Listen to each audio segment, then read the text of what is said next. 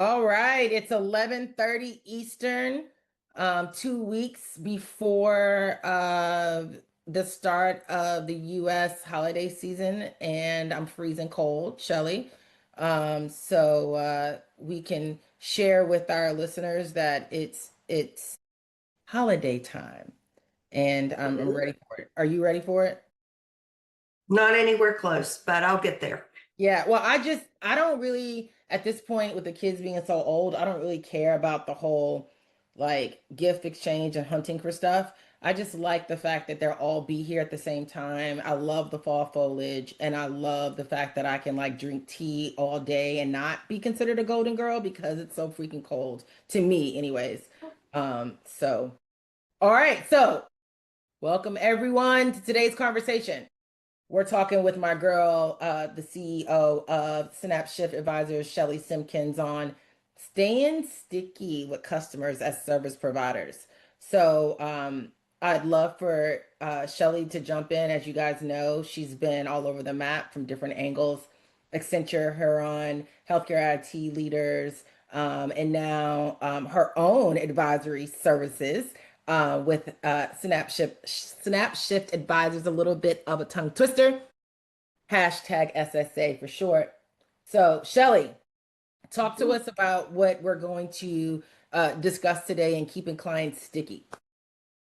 Yeah, so we're going to talk today a bit about how you start from an implementation perspective with customer success, how you thread that through your possible managed services that you would be selling on the back end, how we're going to shift from the traditional approach of how customer success is handled, and how we're going to innovate in this space. The market's changing, competitive landscape's changing. I don't care what industry you're in, and we need to talk about how customer success and how you drive client lifetime value. It looks different today than it even did 5, 6, 7 years ago. And then 100%. we're going to talk about what does a sticky client even look like? So what is the persona of that, and how is that persona going to now change how you need to essentially think about post Okay. implementation services? I love all that. I love all that. Could you also, by any chance, like ground us in the traditional SA model, like what we talked about 10 years ago, the deliver, deploy, and then the little bit of the disappearing act that follows in a traditional model? Would love to chat a little bit about that too. I think that might be on your list as well. It is. That's actually top of the list. So as Oh, we're wonderful. talking Go about for it. what that traditional model looks like is typically SIs, they go in and they have a specific goal in mind, right? So whether that is you're a product company and you need to get your product in, or if you are an SI provider that is providing the implementation services on behalf of the product company, you are in there and you have a very specific task to do. That is to get the product in on time and on budget. Well, we really need to start shifting the paradigm of thinking here. So once the project's done, a lot of times the SI leaves, and or if they are upselling services, what they are upselling is they're typically upselling break fix Mhm. services to just the IT department. There's more to it than that, and we've got to start thinking about that because the landscape is now changing. And the Yeah. landscape is changing on a couple of different avenues. One is that we have this large emergence, particularly in the workforce management space, of a lot of startups coming into the scheduling space in particular. So Hmm. as you look at and think about all of these new scheduling vendors coming to the table, even overlay companies that overlay onto some of the larger product lines that are out there, the space is getting compact, it's getting compressed, and it's getting very competitive. So if you've been a legacy workforce management solution and or product, and you've been an SI that's been implementing that for year over year, there's a lot of times some of these new players are coming out with some pretty innovative products, and it's challenging the market. And I'm watching this happen all over the market. So as you are thinking about it, whether you're a product company or you're an implementation firm, an SI firm that works with these product companies, you have to start changing, have to start creating that mind shift, no pun intended, that synapse shift on how you go from looking at this traditionally to how you're going to look at this strategically. And that shift's going to mean going from the mindset of I'm putting in a solution and or I have a product that solves one issue within an organization. You have to change that mindset to how you're going to continuously deliver value. If you're not, as a product company, continuously delivering value, you have a risk point of that SaaS model when your renewal is up, you not getting that, and the client going back out to market to say, is there something cheaper and better in the market? And I'm hearing this all over as I talk to CIOs across the nation and as I talk to other executives in these companies. So on the client side, they're saying, I've spent a lot of money on tech solutions over the last 5 years, millions and millions of dollars. I'm not exactly seeing the TCO that I was promised during the sales cycle. So now they're going back to the product companies and saying, I don't see the value. My employees and or, my clinicians, if it's healthcare, they're not even using 50% of the features and functionalities. I think we might take a look at some other product lines and see if they serve our needs better. This is going to really put a lot of product companies on notice, and it's going to cause them to go back to their product roadmaps and say, how can we get to market faster to solve the problems that are really plaguing the industries right now? And no matter what industry you're in, at a foundational level, they're all the same problems. There's just some uniquenesses just due to the industry. So really, to remain vested with clients and keep them sticky, it really has to be a true partnership. They're not just looking for an SI firm to come in and place the product and just kind of slam the product in and walk away. They're looking for value relationships at this point. And it's really going to become a competitive advantage as we move forward over the next few years. And that's really what's going to catapult and give you more predictable revenue streams, as well as a potential to keep them as a lifetime client.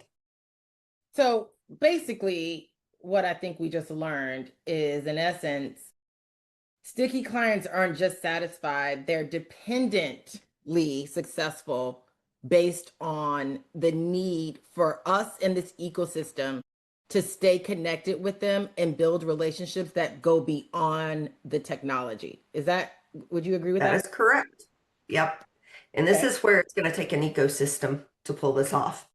It is not going to be a situation where a product company's customer success team can turn around and completely drive the value, because typically the individuals that sit in those customer success roles understand product. They're also looking for best product fit, best of what's not there from a product gap perspective. How are they going to answer and or not answer that call? But at the same time, they can't be the end all be all. That's why I'm saying this is going to take it from a customer success perspective and keeping the technology in and keeping it sticky. It's going to actually require an entire ecosystem of multiple people coming to the table.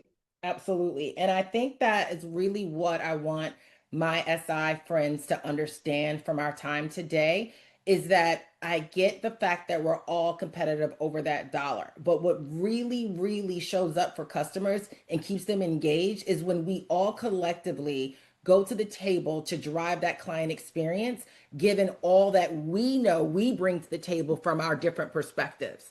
And so when we're thinking, the olden days of, our grandfathers knocking on doors and selling stuff and all of that, it was very single threaded. But now, because of technology and because of add-ons and because of accelerators, we all play a very responsible part in making sure that our clients are successful with all of us providing that service, whether it's product or it's advisory services. So I'm really excited about that. All right, so this is supposed to be you, and I can't stop talking because this is my jam. So I'm going to try to bring it down a little bit, but I'm going to turn it back to you because I think you want to talk a little bit and take us to defining the traits of a sticky client, right? Like, I think that's something you want us to drive to in this conversation. Right. So let's talk about, what does that persona look like?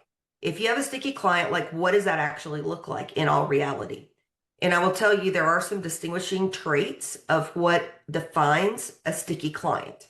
So if you're a CSM, or you are, even a individual who may be running these implementations, these are the things that you need to be looking for. And I would say the first thing is executive sponsorship. That is everything.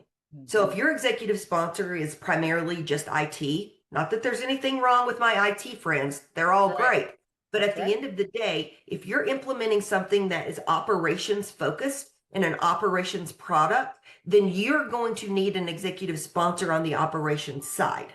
Because when operations is not fully engaged in the implementation, and I even see this upstream on the implementation, they do not have the right executives at the table.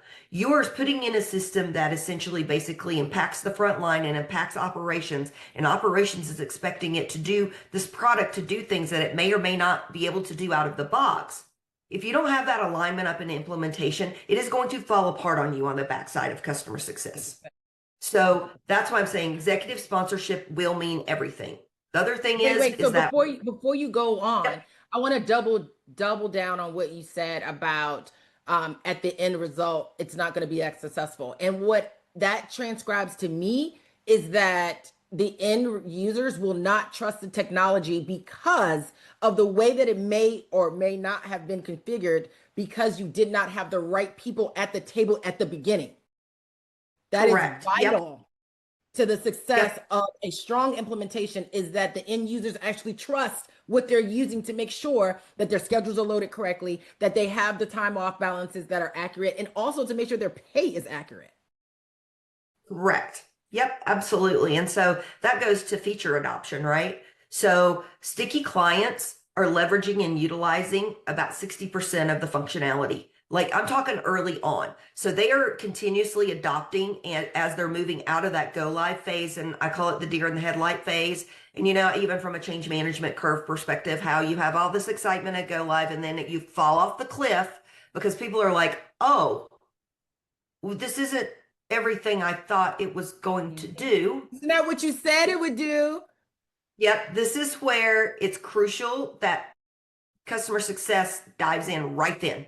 When you're going down the free fall, that's when customer success has to come in and re-educate, retrain, micro learning, re-talk about features and functionalities, how end users can be utilizing this so that when you hit that dip in change management, you're coming back up out of that, you have users that are latching on to more and more heavier percentages of the utilization of that system. And then you have key stakeholders within that are your bought in super users that are now pushing the equation and saying, well, it did this, but we need to we started at point A, now we need to get all the way to C, but I got to figure out how to stair step this. And oh, what can the product do this? And if so, how do we leverage it and utilize it? Okay. So, like for example, I'll go back to the product companies do quarterly releases, product releases. Some of them do them more frequently than even quarterly. So as a CSM, if I'm sitting in the CSM role and we're post implementation, I want to be driving that. What was the latest releases? Hey, I've had 5 other clients utilize this. We heard this in implementation that it was a problem. Our product wasn't quite there yet, but now it is. So let's talk about whether you can utilize this feature and functionality. Also, it's got to be metric driven. So clients who are sticky are very metric driven. Did you decrease the administrative task? Did your product help decrease the administrative task burden on the middle managers through your product implementation? So there's quantifiable. So there's ROI, that's hard dollar financial netted out savings. And then there's qualitative. So that's more, did you reduce time? Did you reduce the amount of tasks they were doing manually and taking outside of the system? Which all of this really needs to be those KPIs, and we're going to talk about this in a minute, how that's got to really surface up in the implementation and not be a retrospective once you get the system in. You're too late. And there are product companies as well as implementation firms that are essentially going in and they're doing these type of assessments to say, here's what's potentially on the table. Even SSA does that. We're typically pretty conservative because we're also managing and getting to know the organization and say, culturally, are you going to be able to actually get it done? And from a Handle change this. management perspective, Right. do you have the appetite to actually do what's got to be done in order to get these savings out? That's And right. that's a whole nother conversation.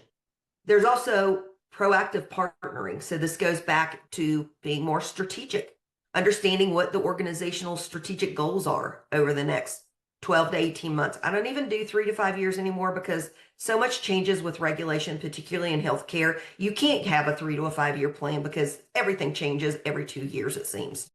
So How are you helping them from and understanding their strategic plan? How are you mapping your roadmap from a product perspective to that if you're a product company and you're sitting in a CSM position? So how are you marrying what your product can offer to solve their strategic business goals that they have in mind? How does it all roll together?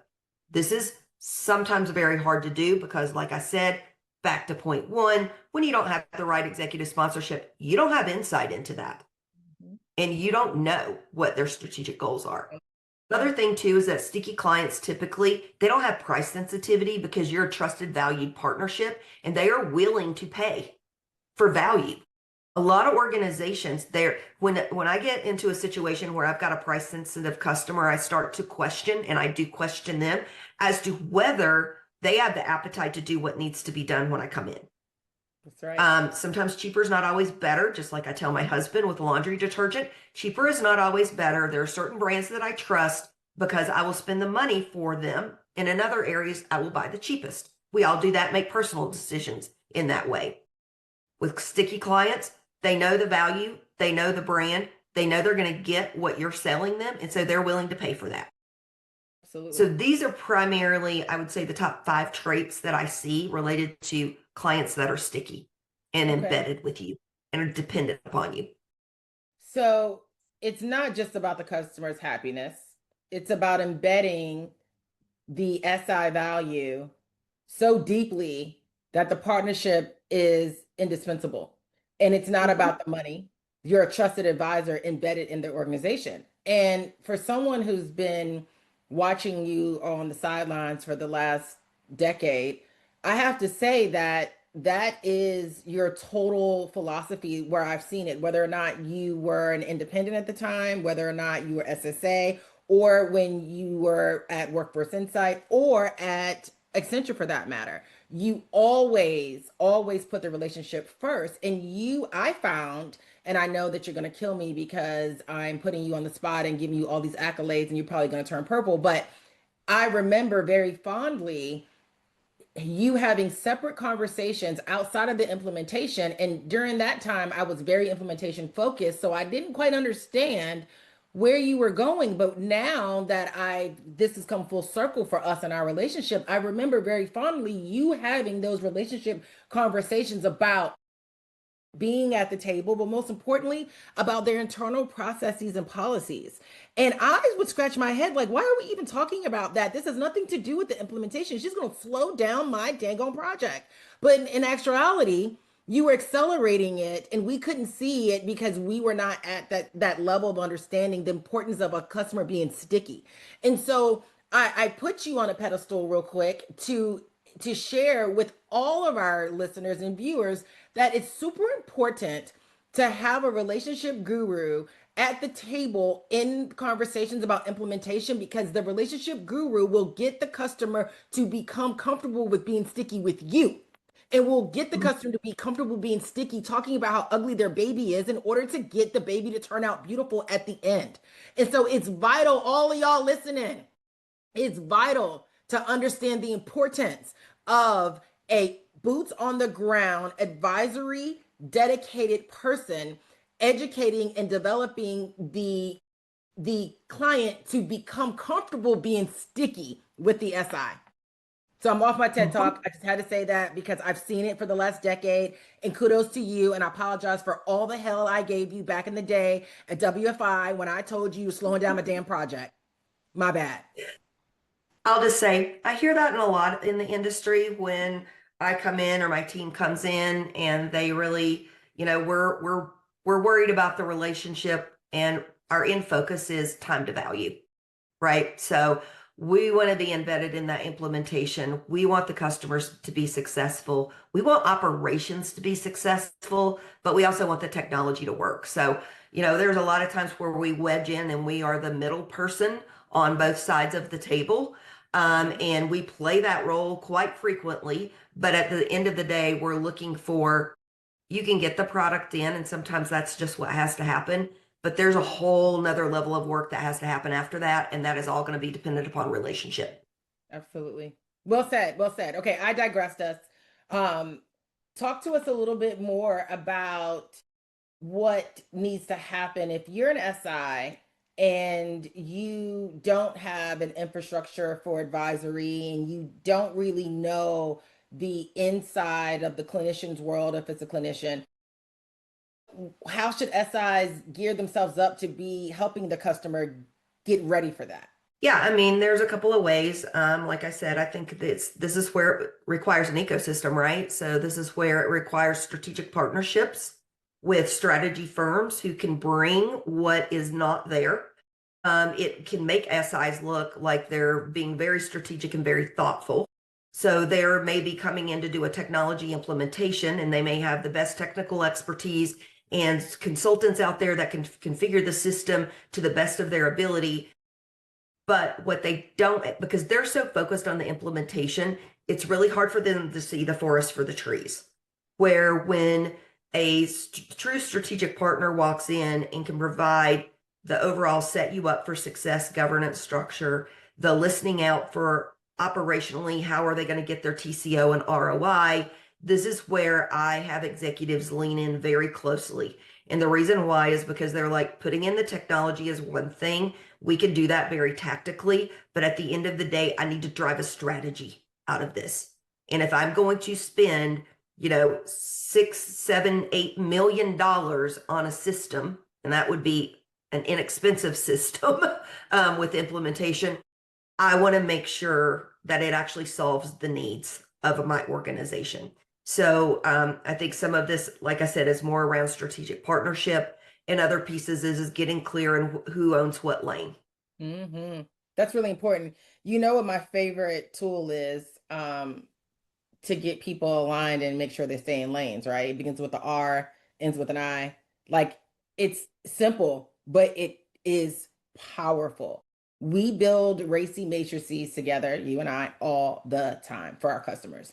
It makes it simple so that they understand where their left and right limits are, but also as we continue to um, delve face first from an ecosystem service perspective, not just one to one, it also is very important that our SIs know what part they're playing too, because at the end of the day, we just want the end users to be comfortable with the technology and make their lives better, right? So it's super important that we have that alignment. And I love me a good racy. But what else? What else?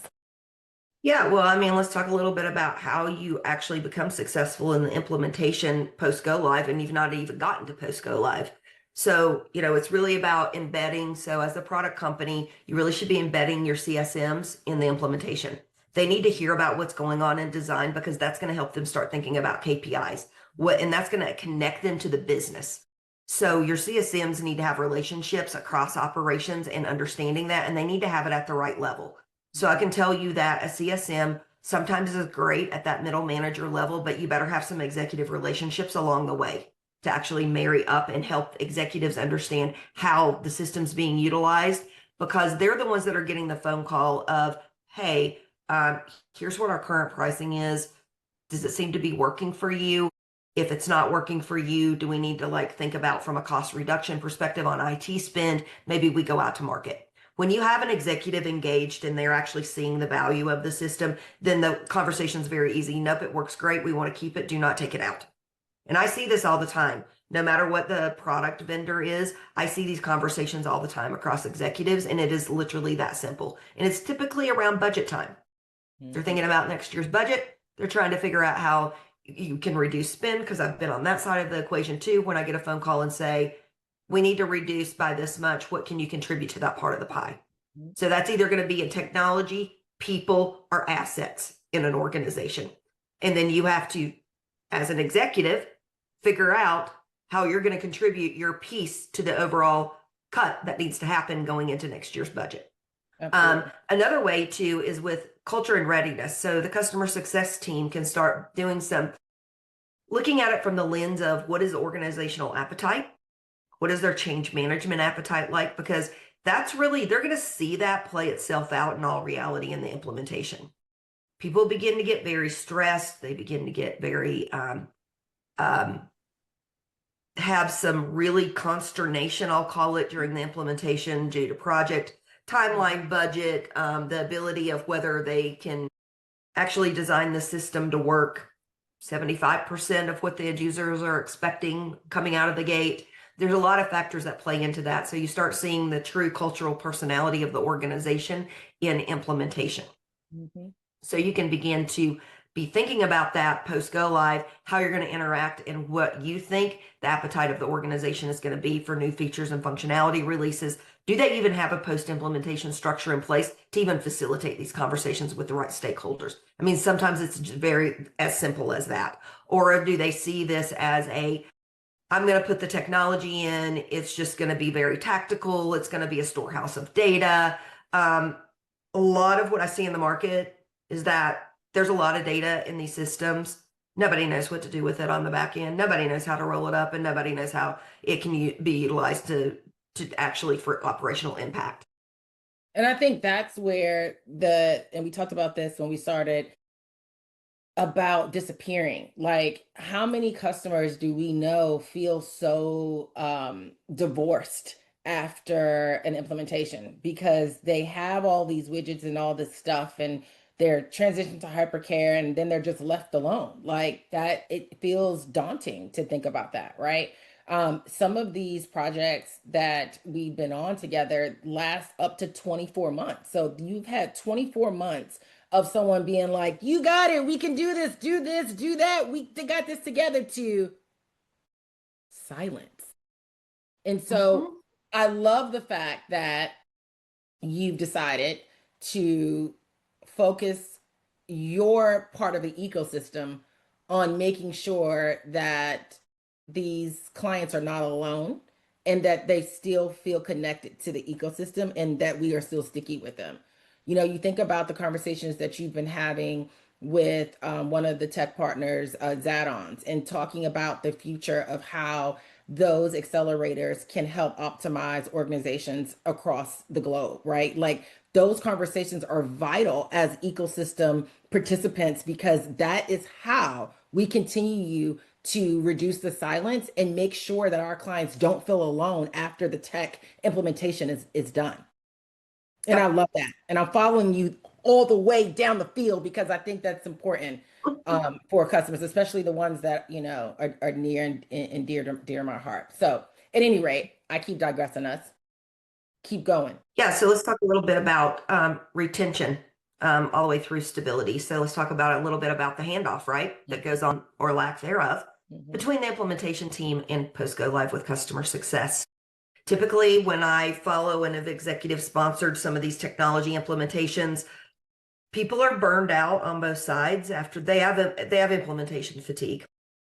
Particularly on the client side, because whatever you're in there implementing, that's one of probably 3 to 4 implementations going on, to be honest Yep. with you nowadays. And a lot of people just, they have fatigue, they're tired.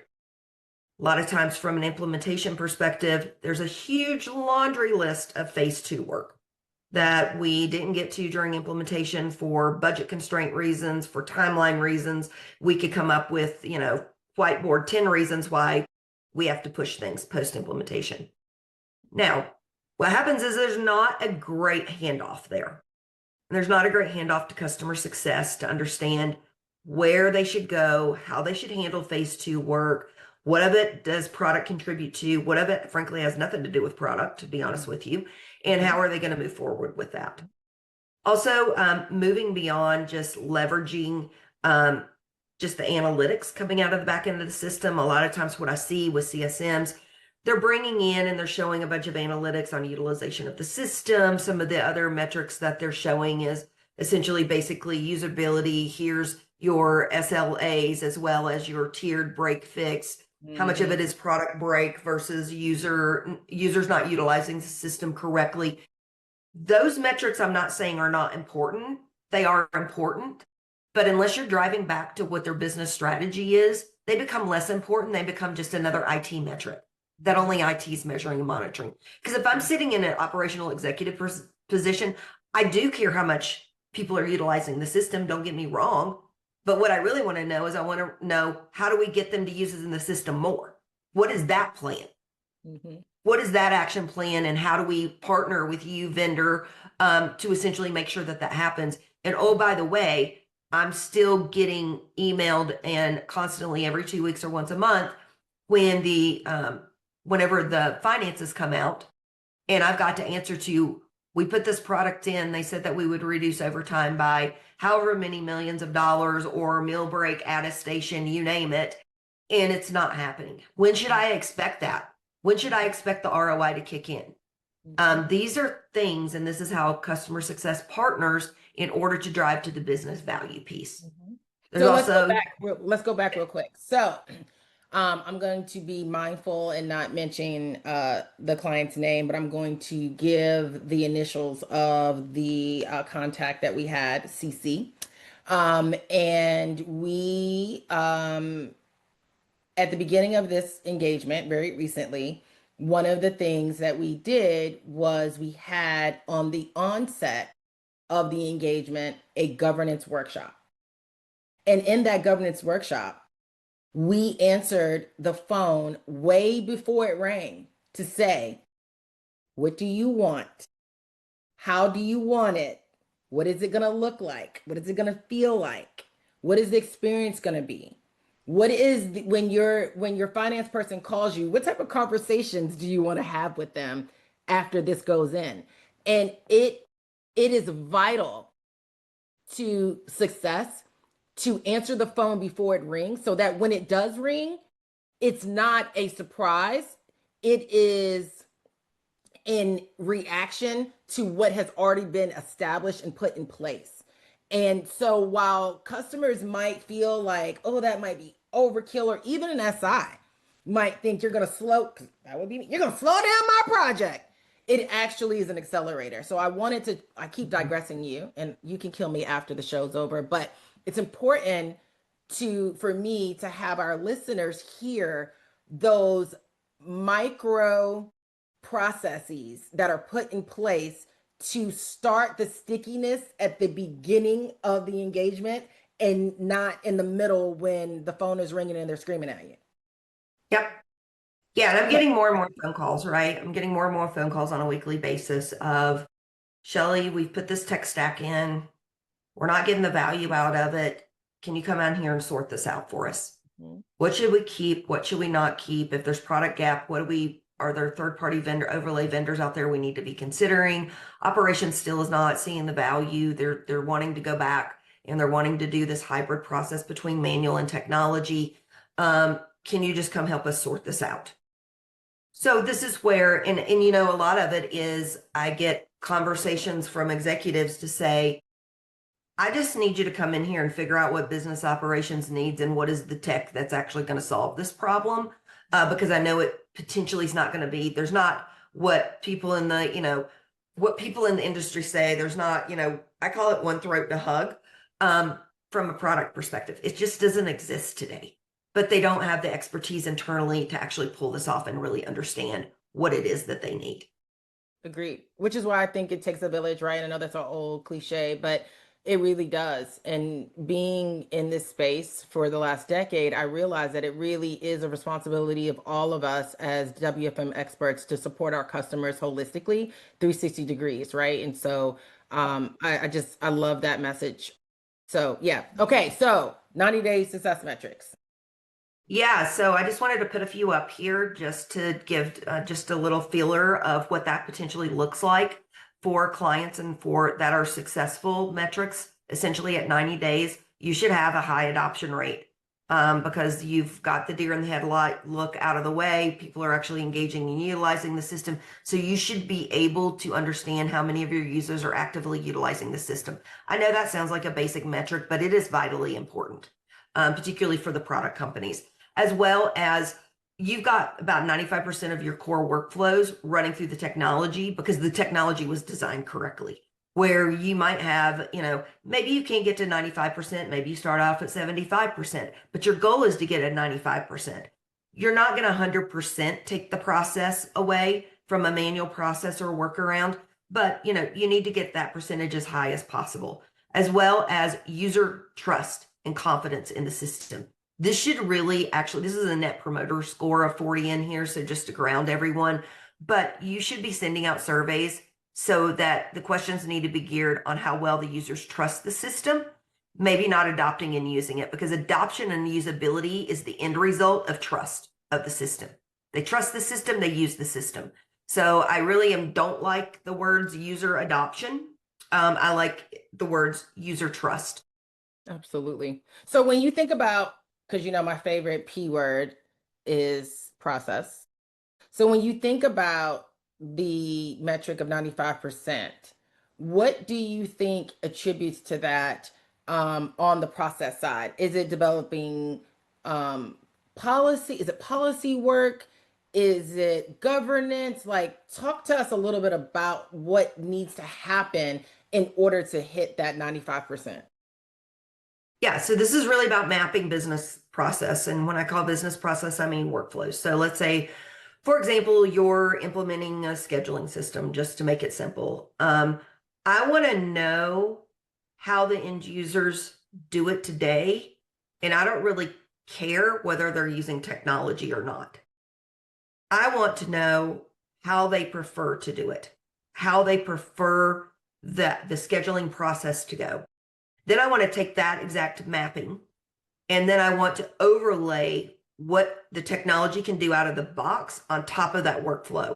This is where I go from red boxes of manual to now when you get the technology in, 35-40% of your red boxes go away because all of this, the exact way that they do it can be configured exactly one for one in the system or as close to one for, for the most part. Then whatever's left over, this is where we have to have a conversation. Typically, it's related to things are not standardized. Everybody's not marching to the same drum. This is where, yet again, effective governance comes into place, where you go back into the governance committee and say, Howard, do you want to handle this? Are you going to say no to this? Are you going to say everybody's got to do it one of two ways? Because we can't have 7, but we could have 2. And this is where now you put on your negotiation hat as a consultant, you're negotiating what is not necessarily the path of least resistance. I do run across some of this from a process perspective to say, just put the technology in. This is going to be a huge cultural change for you. There's going to be a lot more what I call political conversations that have to go on in order to elicit buy-in. So this has got to go to phase 2. You do not have time in this implementation to do this. Mm-hmm. Mm-hmm. And I think that when that happens, especially for SIs that are not used to having these talk tracks or playing in the policy process space, I think it's important to tie that back to the potential ROI, right? So if I'm saying, hey, we don't have time to tackle this, then I'm going to put a date and a percentage associated with that so that we never forget this. Because when you go report out when stakeholders at the client level report out to their stakeholders, we need to be able to arm them with, once you do go back and assess your policies, your workflows, this is what the uptick can be. And we should never lose sight of that, because when we lose sight of that, and I'm on my soapbox about my customers, because customer success is everything to me. When you marry those two objectives together, it keeps your client relationship up and it keeps you sticky. You can't not, just because they can't do it right now doesn't mean it's a no. If you're here to make the end user trust the tech, if that's your objective, you never lose sight of those two metrics. Going back, working through the internal policies and the politics and all of that, a date associated with it, and a potential ROI. Right. So that goes to how you're driving deep adoption, right? So that's about time to value. So what are the 3 to 5 quick wins coming out of the gate post go live that you can not only see quantitative but qualitative measures being met? This is where customer success being embedded upstream in the design can come up with the 3 to 5. There can be agreement during the implementation with executives what those are, which then drives to the larger, what I call rocks of process that need to be at phase 2. They're not going to be on your top 3 to 5 list, but they're going to have a conversation of, here's a top 3 to 5, but these 3 to 5 actually pivot into, if you can change these processes, now you've increased your ROI by 2x, let's say, for example. Also, there has to be a very tight feedback loop post implementation as you're working through phase two, and or you are just trying to drive value from a product perspective. There has to be some very tight feedback loops, particularly between that company, whoever's providing that service, whether it's the product company or they third party that out, and the client itself. I think if there's, and this is where I see traction being lost, is that the feedback loop starts eroding away and it's not sticky, and excuse me, it gets very tactical, and it loses its strategic focus over time. Absolutely. Companies that I see that, so let's, great example of high usability, might not be, the adoption depends on the facility. Who got this right is Epic. Epic got this right in the EHR business. That's why they dominate the EHR space. That is why they are sticky with their clients and nobody wants to leave them. Because from their customer success perspective, they leverage their clients and what's not working in that system extremely well. They have very tight feedback loops and they are constantly iterating that product and pushing out releases to end users. Another model that they have is that healthcare organizations in particular have put a position in called a CNIO. So these chief informatic officers that are clinician backed, they're primarily focused on the EHR. You don't see that in the workforce management space. You might in pockets in the very large enterprise space, but downstream from that, you typically won't see those type of positions. That model alone has driven the success of Epic over the last 10 to 12 years. I've watched it happen, and I've been watching it happen in the market. What's got to happen is that's now got to happen in the workforce management space on both sides. Yeah. So how is SSA going to play a part of that? How are we going to do that? Yeah. So, I mean, from our perspective, we offer those services, right? So we offer the ability to run a workforce management strategy office that brings together all of the processes, helps you with the quote unquote phase two. Now, can we go upstream and participate in implementation? Absolutely. And then we can actually do pre-implementation with clients. We go in and essentially say, here's what's going on from a business operations perspective. Here's what's not getting solved in the organization that end users really need. Here's where the users don't trust the system. Here's where they trust the system. So let's back up and unravel the yarn here. Let's figure out what's got to happen outside the technology in order to put the technology in so the technology is successful. Then we can help get the technology in, sit there from that strategic lens perspective, help develop the ROI use cases. Coach them a little. Coach them, set up their governance structure that's effective and effectively running. And then after it's in, knowing that there's a large phase two of work that needs to be done, then we go in and we really start driving the ROI out of the organization, not only quantitatively, but qualitatively both. So we have both. We look at ROI on both sides of the coin because there's not just one side, because sometimes it's not always about driving the cost out. Sometimes it's about driving reduction at the manager level in the time that they're spending so that they can get back to the things that were hired to do. And that's not constantly trying to figure out how to fill open shifts. Absolutely. Well said. I love that. Okay. Now what?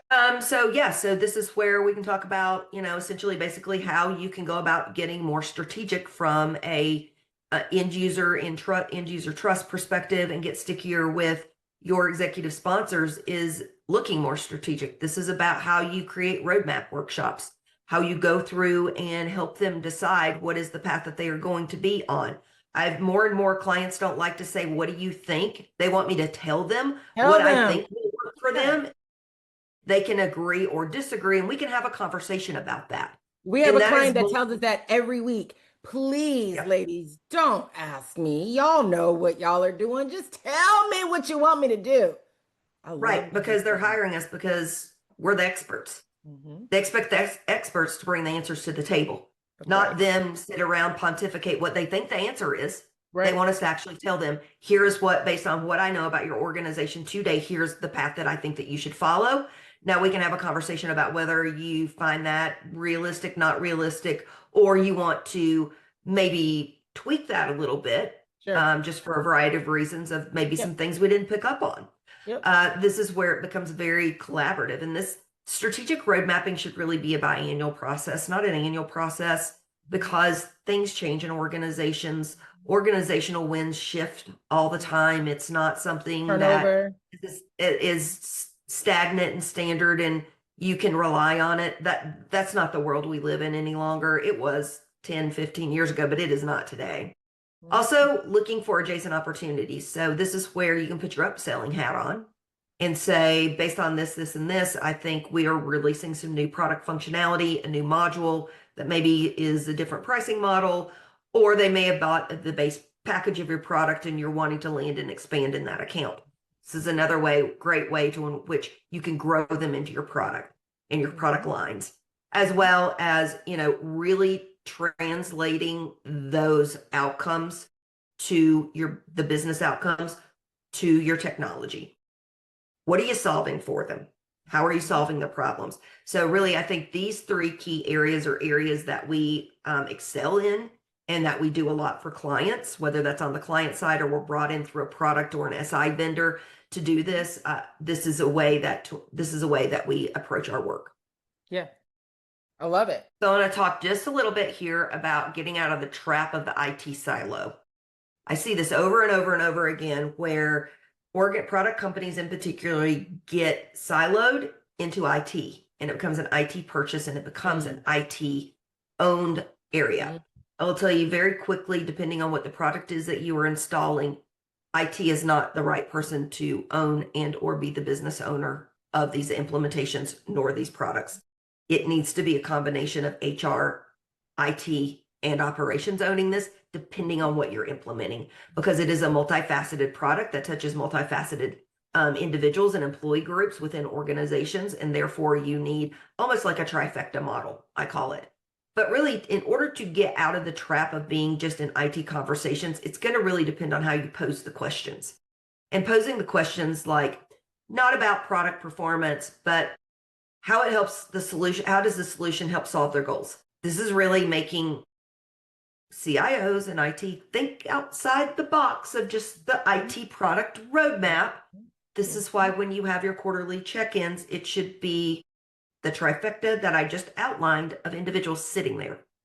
Because this is where you get to understand the different angles and the different lenses that people view this product at different seats in the organization, rather than just understanding how the product actually performs from a stability perspective and or the features and functionalities. So this is yet again advice that I would give any customer success person at any product company or any SI vendor.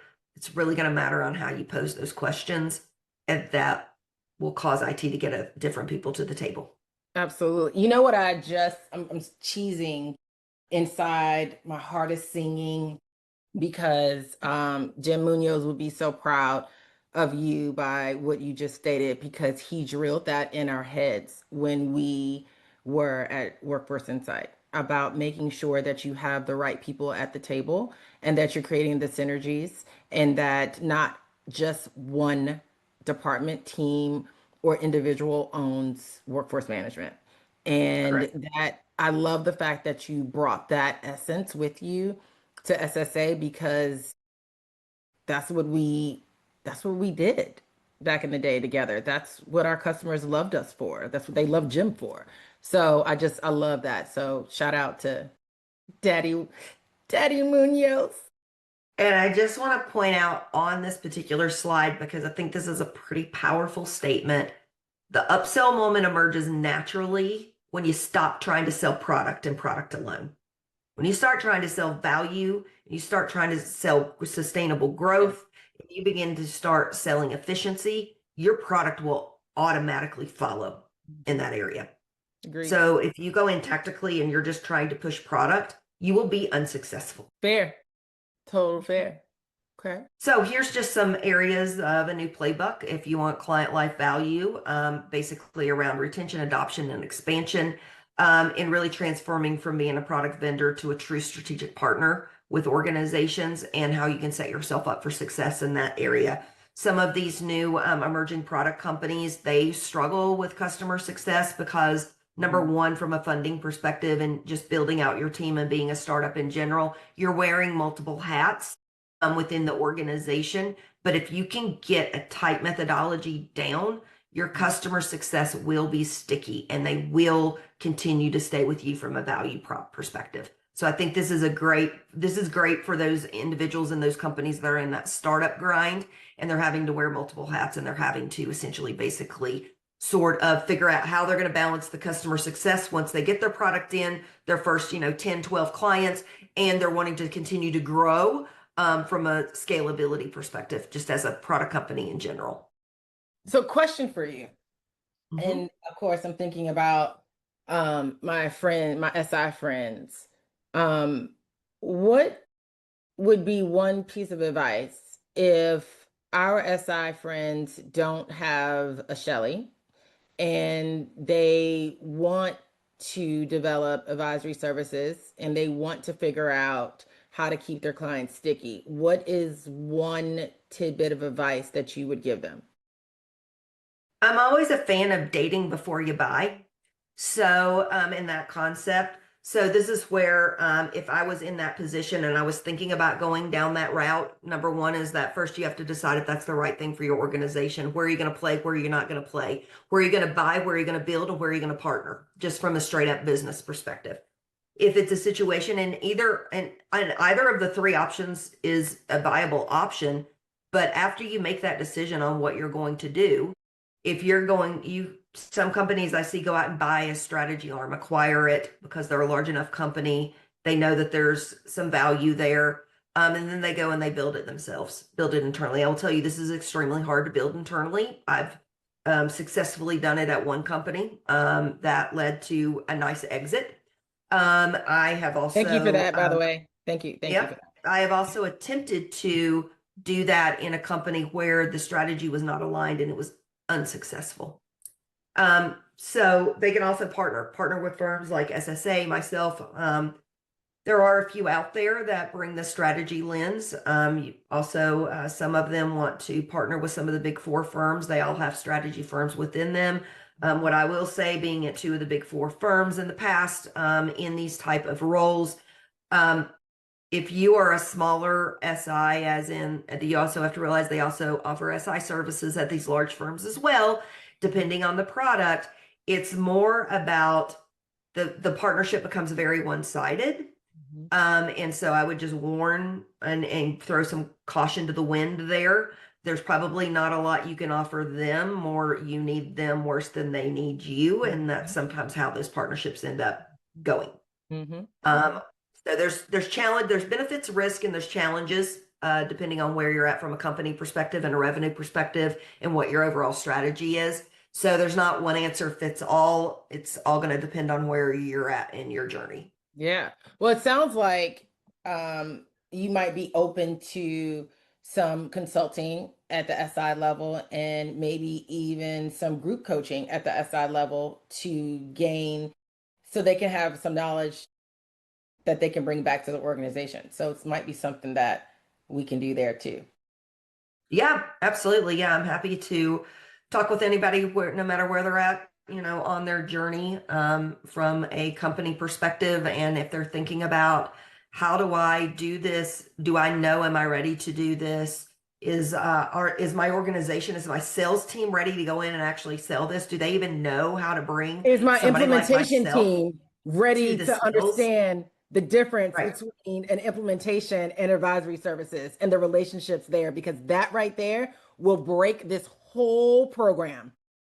Yeah, I could talk for correct. another 45 minutes just on that. You know that. Yeah, and I mean, I've watched it happen. I've watched it happen at a various different levels, from sitting afar and sitting at a different seat on the table to sitting in the primary seat of that, and really not understanding how to utilize and or leverage somebody at the sales table in order to get the sale deal over the finish line. And then the ability to actually deliver on what was sold. I can't tell you how many times I sat in observance at the sales table and things get sold that can't be delivered.